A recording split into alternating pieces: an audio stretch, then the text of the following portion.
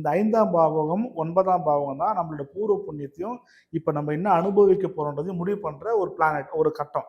இப்போ நீங்கள் நல்லா இருக்கிற காரணமும் உங்களோட 5ஆம் பாவமும் 9ஆம் பாவம் நல்லா இருக்கும்.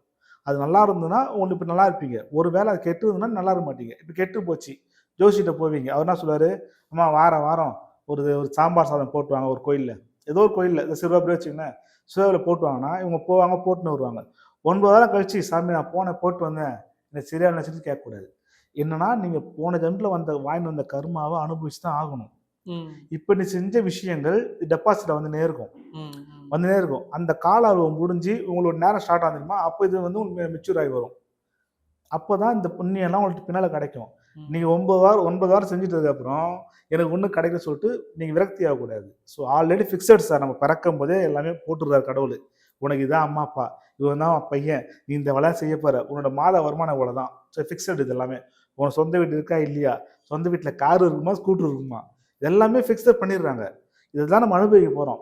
இப்போ நமக்கும் 24 ஹவர்ஸ் தான், பில்கேட்ஸுக்கும் 24 ஹவர்ஸ் தான், எலான் மாஸ்க்கும் 24 ஹவர்ஸ் தான். நம்மளோட 1 ஹவர் வேல்யூ வேணா, அவரோட 1 ஹவர் வேல்யூ வேணா. ஏன் அந்த வேல்யூஷன் மாறுது? அவங்களாம் பரிகாரம் பண்ணுறாங்களா? எந்த கோயிலுக்கு போயிட்டு அன்னதானம் பண்ணாங்க? ஸோ அவங்க பூர்வ புண்ணிய கர்மம் நல்லா இருக்குது.